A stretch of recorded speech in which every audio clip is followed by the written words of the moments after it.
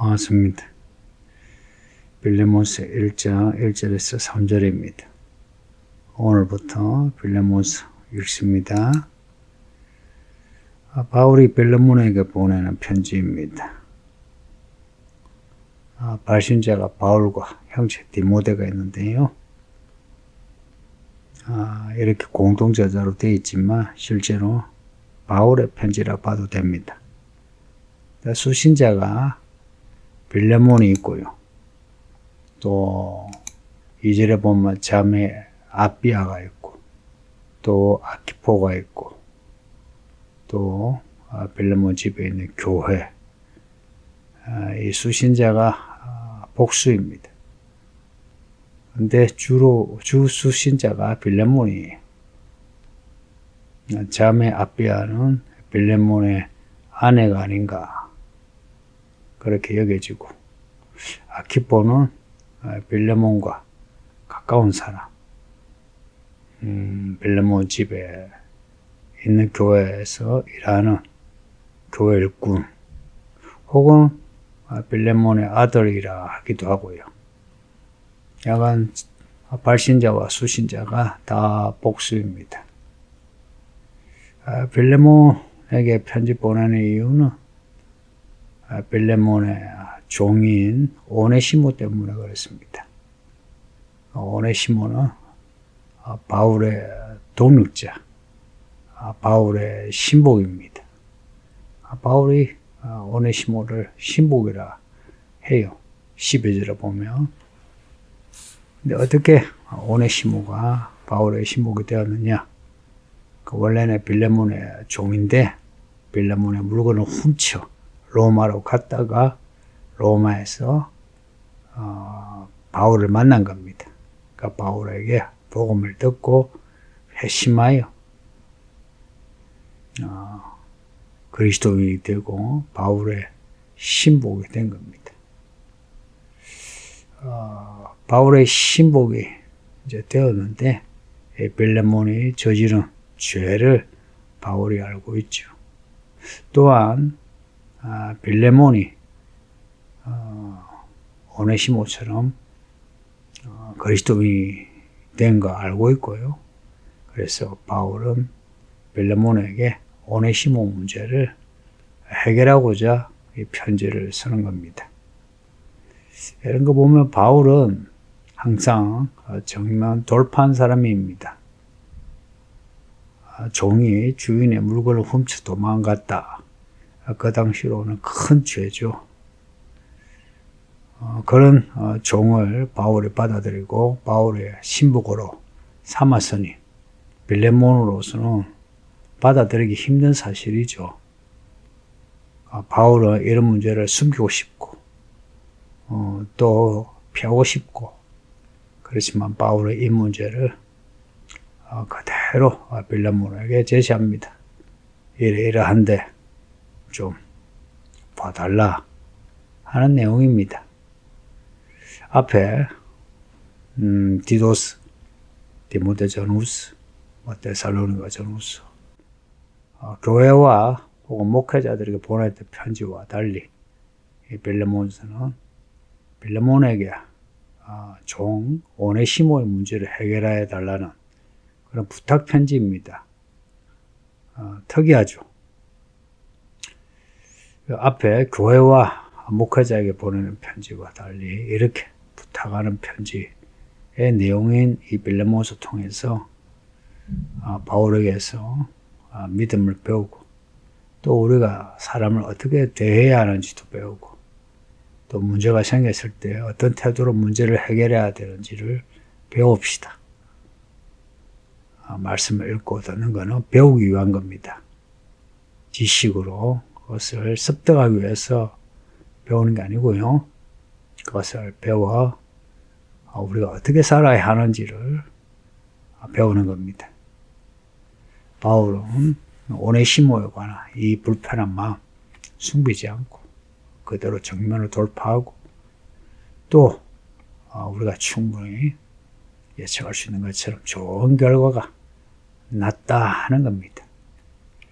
이거는 바울의 그 믿음, 그 지혜, 담대함에서 비롯되었다는 겁니다. 내용을 보면 1절에 바울과 디모데가 빌레몬에게, 아비아에게, 아키포에게 보내는 편지입니다. 이때 바울의 상태가 1절에 나오는데 갇힌 자들 이란 감옥에 갇혀 있는 겁니다. 그리스도 예수를 위하여 감옥에 갇힌, 이렇게 바울은 편지마다 자신의 사도직에 대해서 혹은 자신이 갇혔을 때 무엇 때문에 갇혔는지를 분명히 밝히고 있습니다. 그리스도 예수를 위하여. 이런 식으로 바울은 늘 그리스도 중심입니다.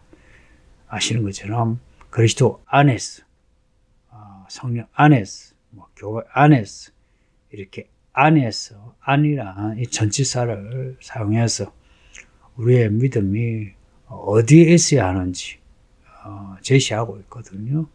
우리가 또한 살아가는데 누구를 위하여 살아야 하나, 혹은 누구를 향하여 살아야 하나, 이 문제 바울이 그래서 많이 배워서만 합니다.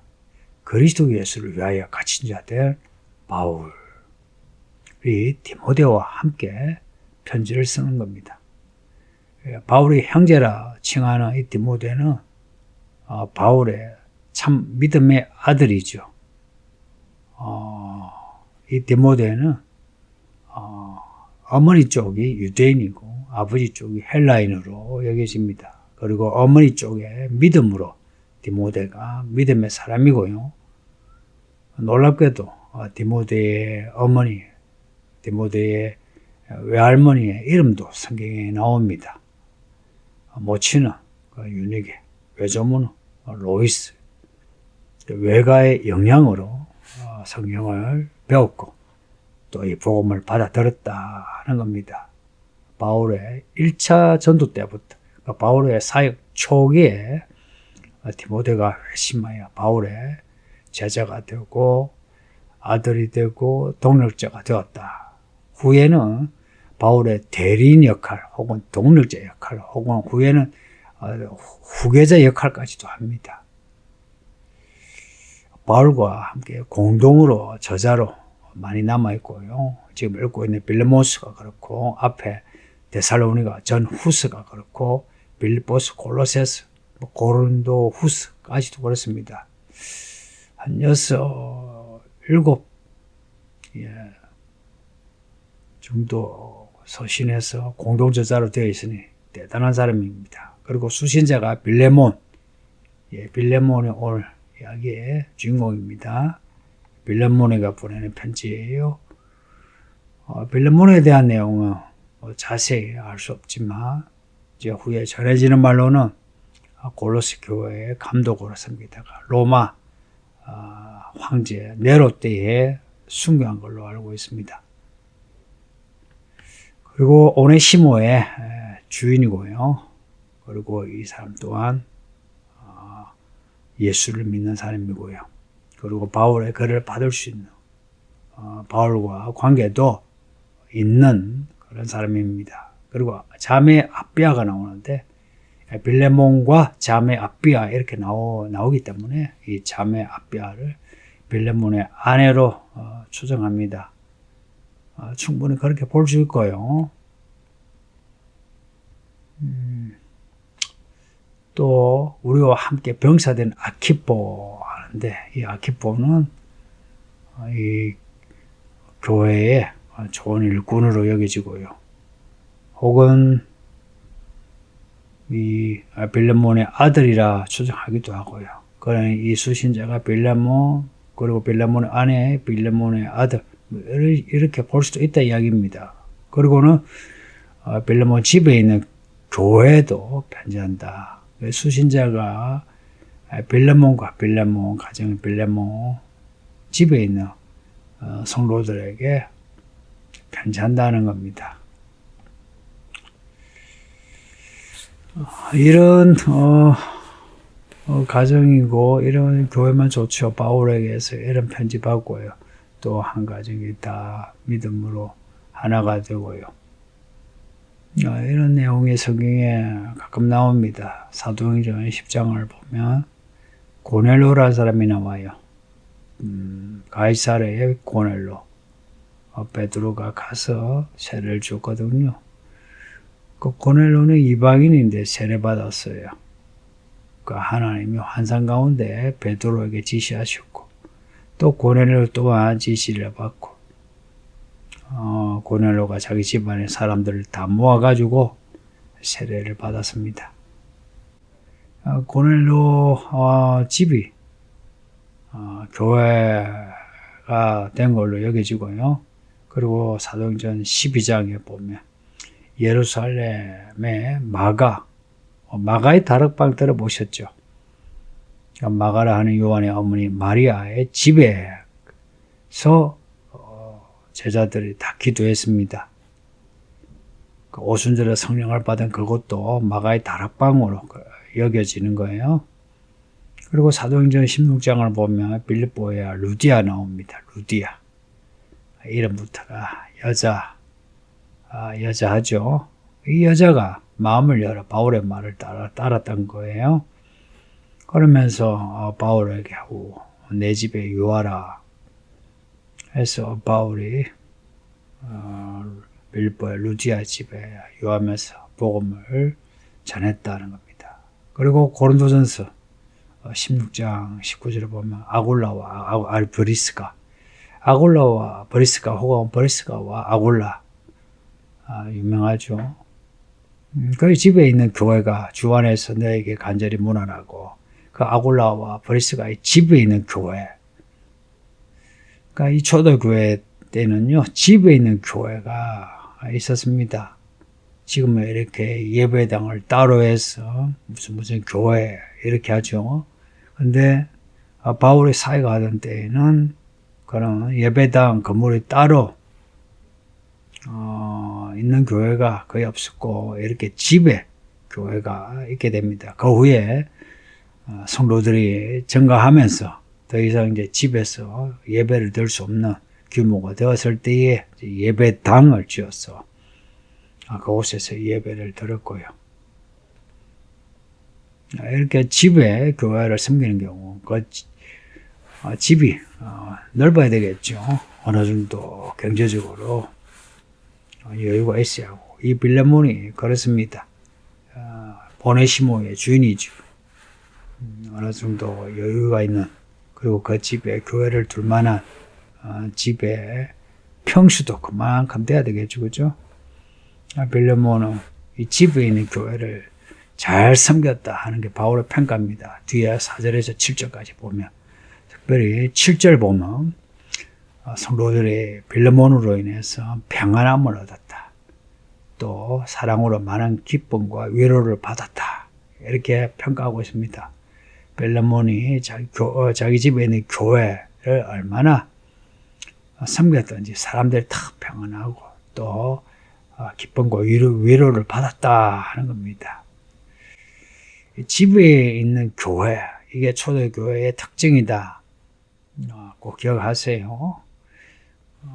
그 집에 있는 식구들은 전부 다 예수님을 믿고 구원받았고요. 이게 중요하죠. 다 구원받았어요. 아까 고넬로 이야기도 그렇고요. 루디아 이야기도 그렇고요. 빌레몬 이야기도 그렇게 추정할 수 있고요. 이제 이게 현대교회와 연관해서는요. 현대교회는 대부분 예배당을 이제 따로 두고 예배하죠. 개척하는 경우 초기에 이제 가정에서 그 집에서 예배를 시작하는 경우는 있는데 대부분은 예배당을 따로 두고 있습니다. 사실은 어디서 예배를 하든 예배는 신령과 진정으로 예배를 하면 되는데 여러분도 다 아시는 것처럼 가정집에서 예배를 드리는 거하고 예배당에서 예배 드리는 거하고 예배의 편안함, 예배의 자유 또 예배 아니라 성도들의 교제 나누는 그런 시간 혹은 공간 이제 이런 거는 예배당에 있어야 좋죠. 우리가 코로나 때에 정부에서 예배 못 드리게 했잖아요. 그때 우리가 예배를 드렸는데 그때마다 이 건물주가 압박을 하고 예배당을 닫으라고 압박을 해요. 월세를 주는데도. 그리고 이 건물에 병원이나 아니면 위에 2X 그 헬스클럽에서나 자기들은 손님을 받으면서 우리가 예배하는데 예배 못하게 강남구청에 고발하기도 하고. 그래서 우리가 함께 이제 공감한 것은 예배당이 따로 있어야 되겠다 하는 겁니다. 사실 저는 이 코로나라도 예배당이 없어도 예배만 드릴 수 있으면 된다 뭐 생각했는데 예배당이 없으니 여러 가지로 힘들어요. 앞으로 코로나 말고 또 다른 문제가 생겨 이 사회가 통제될 때에 예배 드리기 힘들 겁니다. 그럴 때를 위해서라도 예배당을 따로 가져야 되겠다 하는 그 생각을 저도 그렇고 여러분도 하고 있으리라 생각합니다. 현대교회에서는 이런 가정에서의 이 교회를 잘 모르죠. 근데 사실 이게 꼭 필요합니다. 가정에서 우리가 만나 차도 마시고 이야기도 하고 기도하고 말씀 배우고 하는 그런 분위기가 아니면 아무리 교회에서 우리가 경건하게 한다 해도 믿음에서 뭔가 빠지게 됩니다. 그래서 우리는 가정을 열고 문을 열고 성도의 교제를 나눌 수 있어야 합니다. 그래서 여러분들 가정에 교회 성도들을 초대해서 같이 다과를 하거나 식사를 하거나 그러세요. 교회마다 신방이 있는데 신방을 하는 이유가 그겁니다. 신방을 함으로 가정의 문을 열어 그 가정 안에서 예배하여 그 가정이 하나님의 집이 되게 해달라고 하는 겁니다. 그때나 지금이나 하나님의 이야기는 별 변함이 없습니다. 가정들이 교회처럼 예배하는 곳이 되었으면 또 교회처럼 성도의 교제가 되었으면 합니다. 3절에 보면 하나님 우리 아버지와 주 예수 그리스도부터의 은혜와 평강을 비는데 성도님 아버지 하나님 그리고 아들 예수 그리스도의 은혜 사랑 능력이 여러분 가정에 있기를 바랍니다. 특별히 이 빌레몬서를 읽고 들음으로 이 말씀의 내용이 우리 모두에게 다 적용되어지고 열매 맺기를 예수의 이름으로 축복합니다. 아버지 하나님 감사합니다. 오늘도 말씀을 읽게 하시니 감사합니다. 평생 말씀을 읽고 들음으로 더욱 하나님의 사람, 하나님의 동력자, 하나님의 일꾼 되게 하사 예수님 오실 때 다 구원받게 하소서. 오늘도 주 안에서 우리 모든 성도가 다 은혜 받고 이기는 자가 되기를 원하오며 예수님 이름으로 기도합니다. 아멘.